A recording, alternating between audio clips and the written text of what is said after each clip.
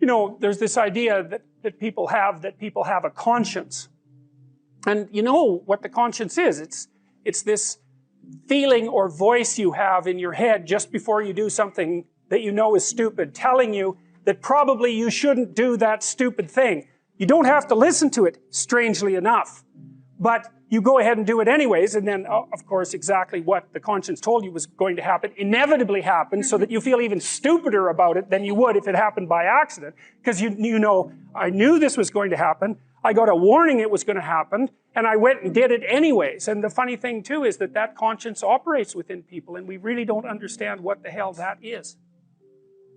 So you might say, well, what would happen if you abided by your conscience for 5 years or for 10 years? What sort of position might you be in? What sort of family might you have? What sort of relationship might you be able to forge? And you can be bloody sure that a relationship that's forged on the basis of who you actually are is going to be a lot stronger and more welcome than one that's forged on the basis of who you aren't. Now, of course, that means that the person you're with has to deal with the full force of you in all your ability and your catastrophe, and that's a very, very difficult thing to negotiate.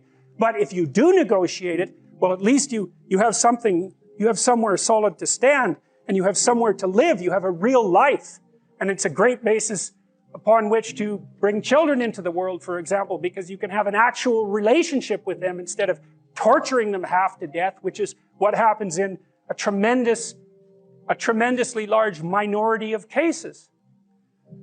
Well, it's more than that too, because, and this is what I'll close with, and this is why I wanted to introduce Solzhenitsyn's writings to you. You see, because it isn't merely that your fate depends on whether or not you get your act together and to what degree you decide that you're going to live out your own genuine being. It isn't only your fate, it's the fate of everyone that you're networked with. And so, you know, you think, well, there's 9 billion, 7 billion people in the world. We're going to peak at about 9 billion, by the way, and then it'll decline rapidly, but 7 billion people in the world, and who are you? You're just one little dust mote among that 7 billion, and so it really doesn't matter what you do or don't do, but that's simply not the case. It's the wrong model, because you're at the center of a network. You're a node in a network. Of course, that's even more true now that we have social media. You'll know 1,000 people, at least over the course of your life. And they'll know 1,000 people each, and that puts you one person away from 1 million, and 2 persons away from 1 billion. And so that's how you're connected, and the things you do, they're like dropping a stone in a pond. The ripples move outward, and they affect things in ways that you can't fully comprehend, and it means that the things that you do and that you don't do are far more important than you think. If you can teach people to stand up in the face of the things they're afraid of, they get stronger.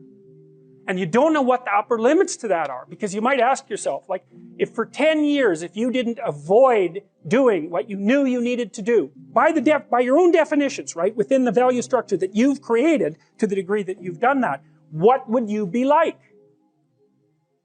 Well, you know, there are remarkable people who come into the world from time to time, and there are people who do find out over decades-long periods what they could be like if they were who they were, if they spoke their being forward.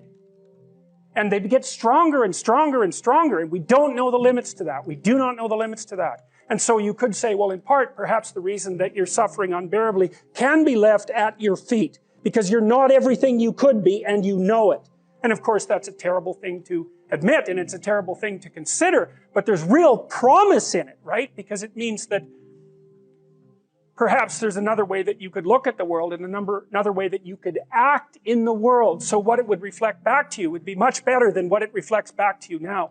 And so if your life isn't everything it could be, you could ask yourself, well, what would happen if you just stopped wasting the opportunities that are in front of you? You'd be, who knows how much more efficient? 10 times more efficient, 20 times more efficient. That's the Pareto distribution. You have no idea how efficient people get. It's off the charts. Well, and if we all got our act together collectively and stopped making things worse, because that's another thing people do all the time, not only do they not do what they should to make things better, they actively attempt to make things worse because they're spiteful or resentful or arrogant or deceitful or homicidal or genocidal or all of those things all bundled together in an absolutely pathological package. If people stopped really, really trying just to make things worse, we have no idea how much better they would get just because of that.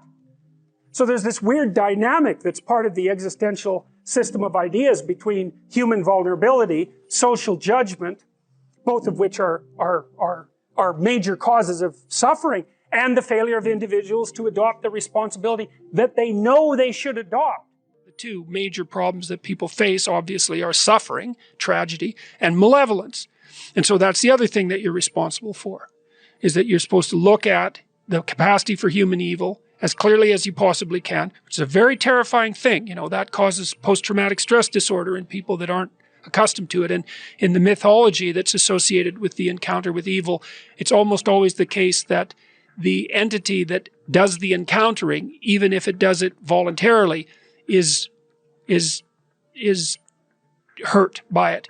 The idea would be that if you can face the malevolence and you can face the suffering, then that opens the door to your maximal potential. And then the optimistic part of that is, and this is why it's so useful to peer into the darkness, let's say, the optimistic part of that is that although the suffering is great and the malevolence is deep, your capacity to transcend it is stronger. If you set out a path towards a goal, which you want to do because you need a goal and you need a path, because that provides you with positive emotion, right? So you set up something as valuable, so that implies a hierarchy. You set up something as valuable. You decide that you're going to do that instead of other things, so that's kind of a sacrifice, because you're sacrificing everything else to pursue that. And then you experience a fair bit of positive emotion and meaning as you watch yourself move towards the goal. And so the implication of that is the better the goal, the more full and rich your experience is going to be when you pursue it. So that's one of the reasons that's one of the reasons for developing a vision and for fleshing yourself out philosophically, because you want to aim at the highest goal that you can manage. Okay, so you do that, and then what you'll find is that as you move towards the goal, there are certain things that you have to accomplish that frighten you. You know, maybe you have to learn to be a better speaker, a better writer, a better thinker, or you have to be better to people around you, or you have to learn some new skills and you're afraid of that, whatever, because it's going to stretch you if you pursue a goal, and so that'll put you up against challenges. Okay, so all the clinical data indicates, well, the opposite of safe spaces, as Jonathan Haidt has been pointing out, that what you want to do when you identify something that someone is avoiding that they need to do because they're afraid, you have them voluntarily confront it. And so you break it down. What you try to do, if you're a behavior therapist, is you break down the thing they're avoiding into smaller and smaller pieces until you find a piece that's small enough so they'll do it. And it doesn't really matter as long as they start it. You know, then they can put the next piece on and the next piece. And what happens is they don't get less afraid exactly. They get braver. It's like there's more of them. And here's why. So imagine you do something new, and that's informative, right? There's information in the action, and then you can incorporate that information and turn it into a skill and turn it into a transformation of your perceptions. So there's more to you because you've tried something new. So that's one thing. But the second thing is, and there's good biological evidence for this now, that if you put yourself in a new situation, then new genes code for new proteins and build new neural structures and new nervous system structures. Same thing happens to some degree when you work out, right? Because your muscles are responding to the load, but your nervous system does that too. So you imagine that there's a lot of potential you locked in your genetic code.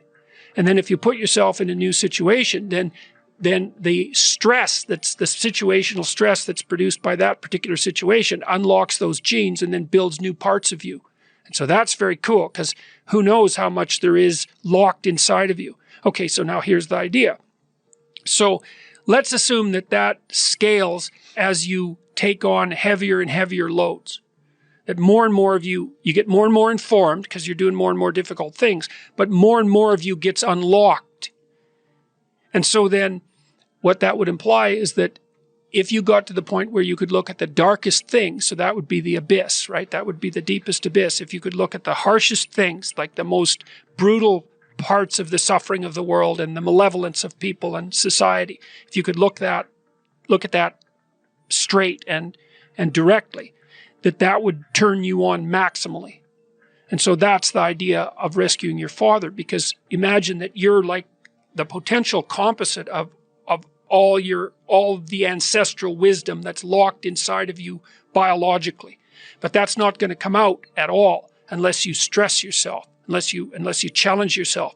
And the bigger the challenge you take on, the more that's going to turn on. And so that as you take on a broader and broader range of challenges and you push yourself harder, then more and more of what you could be turns on, and that's equivalent to transforming yourself into the ancestral father, because you're like the, what would you call it? You're the consequence of all these living beings that have come before you, and that's all part of your biological potentiality. And then if you can push yourself, then all of that clicks on, and that turns you into who you could be.